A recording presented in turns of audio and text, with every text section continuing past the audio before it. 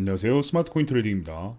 최근 리플 CEO 브래드 갈링하우스가 리플 소송이 올 상반기에 끝날 것이다. 느낌이 좋다라는 이야기를 했는데, 이렇게 이야기한 배경과 현재 리플의 상황, 그리고 소송의 방향에 대해서 한번 말씀드려 보겠습니다. 이번 리플 CEO의 재판 관련 워딩이 아주 강력하죠. 재판과 관련된 이야기는 다보스 포럼에서 나온 이야기입니다. 리플 CEO가 이렇게 이야기를 했어요.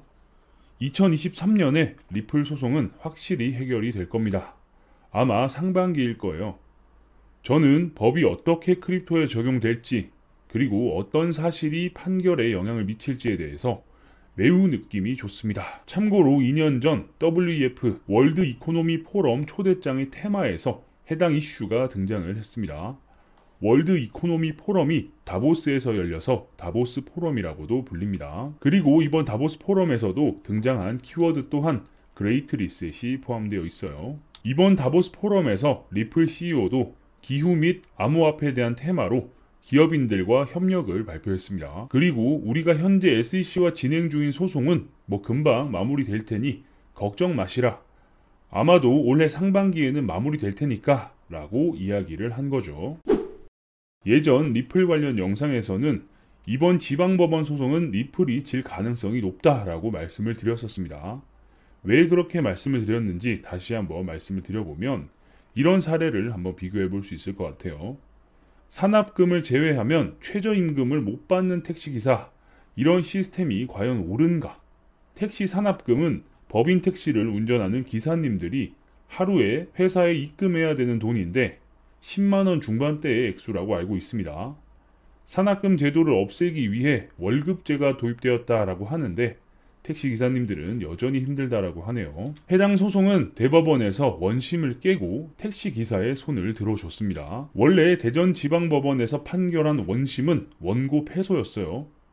백그라운드 내용이 많겠지만 지방법원에서는 이런 식으로 이야기한 것과 다름이 없었어요. 택시기사 양반, 당신이 더 죽도록 운전을 잘했어야지. 노력이 부족했네. 라고 이야기를 한 겁니다. 하지만 회사라는 시스템 내에서 노동력을 제공한 개인이 최소한 산학금을 제외한 실질적인 임금이 최저임금보다는 높아야 한다는 원칙적인 이야기를 꺼낼 수 있는 곳은 결국 대법원입니다.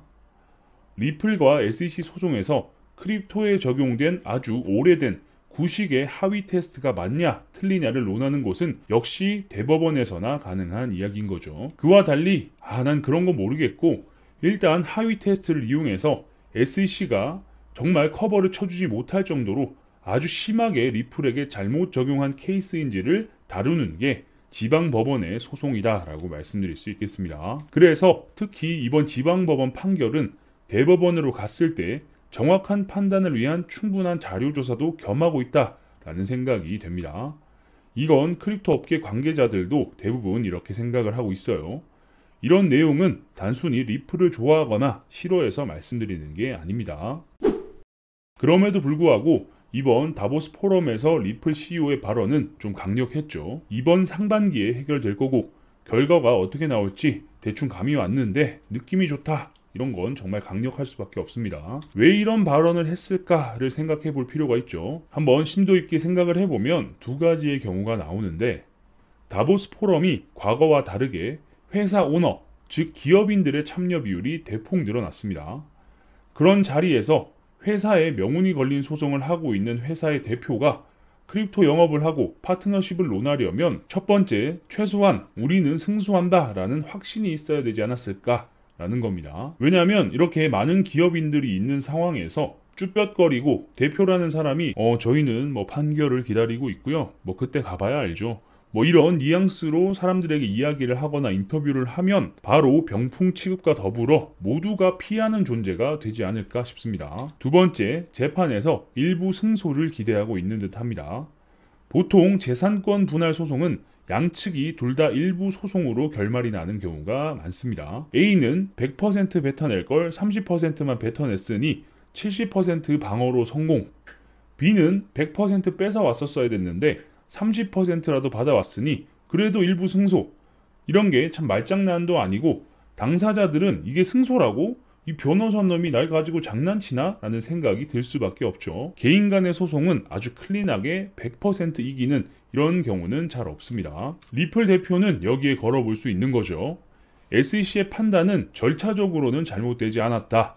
하지만 좀 더 명확한 SEC의 사전 공시 프로세스는 필요해 보이며 SEC의 크립토에 대한 하위 테스트는 추후 수정에 대한 여지가 있다. 딱 이 정도만 이끌어낼 수 있으면 이건 SEC 입장에서는 정말 곤란한 상황이 펼쳐지게 되는 거니까요. 일반적인 지방법원의 판례 테두리를 크게 벗어나지 않으면서 각종 정치권, 특히 리플 측의 로비 방향에 엇나가지 않는 일부 승소를 사용할 가능성, 그때부터는 정말 상당히 유리하게 SEC와의 협상 테이블에서 내고, 즉 협상을 할 수 있게 되는 거죠. 리플 CEO는 졌지만 사실은 진 게 아닌 여기에 올인을 한 듯 해 보입니다. 리플 소송이 빠르게 끝날 수 있다라는 좋은 소식이지만 지난 리플 관련 영상과 이번 영상에서 말씀드렸듯 지방 법원에서의 소송은 하위 테스트 자체의 문제를 놓고 이야기하기는 어려운 상황으로 보여집니다.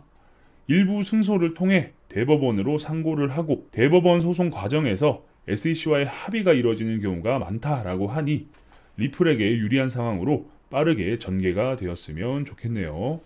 계속해서 여러분들께 리플과 관련된 내용이 나오게 되면 빠르게 알려드릴 수 있도록 하겠습니다. 영상이 괜찮으셨다면 구독과 좋아요도 눌러주시고요. 알림 설정을 눌러놓으시면 누구보다 빠르게 새로운 정보를 받아보실 수 있으니까 구독, 좋아요, 알림 설정까지 눌러주시면 감사하겠습니다. 그럼 전 다음 영상에서 뵙겠습니다. 감사합니다.